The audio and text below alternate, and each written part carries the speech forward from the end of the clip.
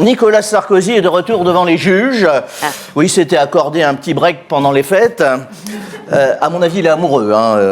Mon fils de 8 ans qui me demande pourquoi le mari de Carla Bruni est toujours au tribunal. Je fais parce qu'il a un abonnement, certainement. Ou alors il veut profiter des soldes pour 2 bracelets électroniques. Le 3e est offert. Passe tellement de temps au tribunal que Carla va bientôt lui faire un procès pour abandon du domicile conjugal. Sandrine Rousseau a annoncé son intention de quitter X. Pas le porno, bande de vieux machos réacs. X, c'est ce réseau social d'entraide et de délation joyeuse qu'il a révélé en 2020 alors qu'elle croupissait alors dans l'anonymat de l'éco-militantiste de proximité. C'est vrai. Et comment a-t-elle fait cette annonce choc ? Elle a fait un tweet.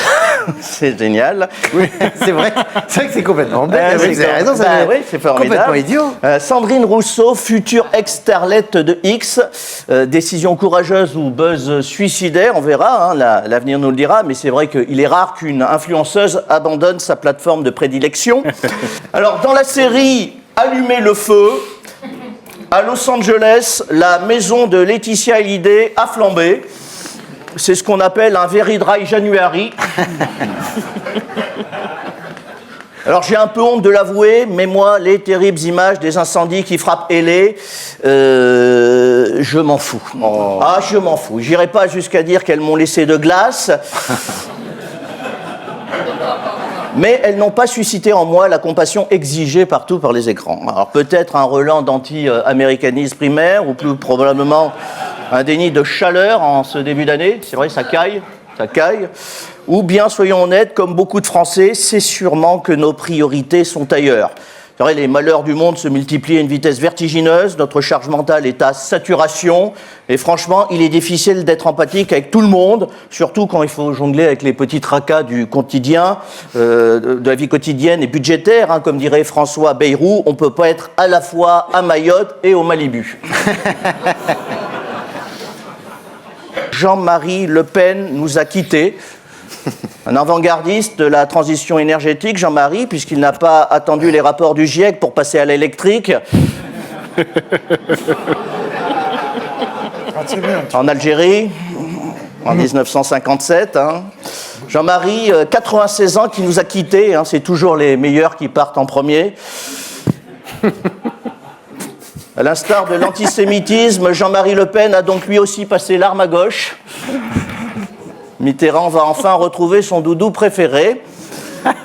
Alors on a vu un Place de la République à Paris, vous connaissez Place de la République, cette ZAD éphémère.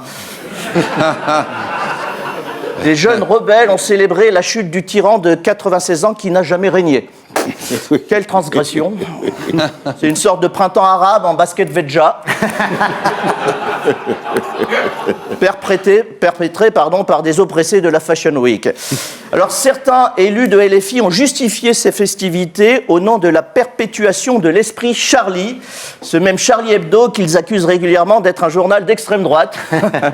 D'autres se sont même félicités de la mort de celui qui a propagé l'antisémitisme en France. C'est génial, c'est un peu le Hamas qui se moque de Maurras.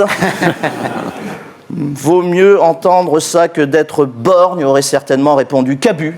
Cabu, comme il le fit en 1999, dans une couverture où il se moquait de Le Pen. Car, ironie de l'histoire, le leader frontiste est décédé le jour de l'hommage aux victimes des attentats du 7 janvier 2015. Ouais. Un cadeau posthume qui aurait certainement bien fait marrer nos rigolos du stylo qui avaient fait du patron du FN une de leurs cibles privilégiées. Rideau donc sur le hublot de la Trinité, inhumé dans sa ville natale bretonne, l'épouvantail n'est plus et les oiseaux de mauvais augure vont maintenant se régaler. Bravo Régis. Régis Maillot sur la fin. Qui prolonge avec son spectacle Les Nouveaux Ridicules, les 20 dernières à Paris, donc au Théâtre des Deux Ânes, bien sûr. Et en tournée le 16 janvier à la Charte, je vais y arriver, je suis dyslexique. C'est complet. Le 12 avril à Chazelles-sur-Lyon. Non, Châtel-Guyon. Non, j'ai Chazelles-sur-Lyon. Chazelles-sur-Lyon, ça sera plus loin. Ouais, c'est ça, ouais. Châtel, c'est complet. Le 13 avril à Dessines. Et ben, je lis ce que j'ai, moi. Ce que vous avez donné. Dessines. Et le Costard Club aux Deux Ânes qui reprend une fois par semaine les mardis et mercredis au Théâtre des Deux Ânes. Donc. Et un coup de projecteur. Avec notre amie Karine Dubernet, évidemment, etc. Et un coup de projecteur aux imitateurs qui sont, paraît-il, sont formidables. Ouais, c'est un duo d'imitateurs qui sera au Théâtre des Deux Ânes ce week-end. Voilà, samedi au Théâtre des Deux Ânes.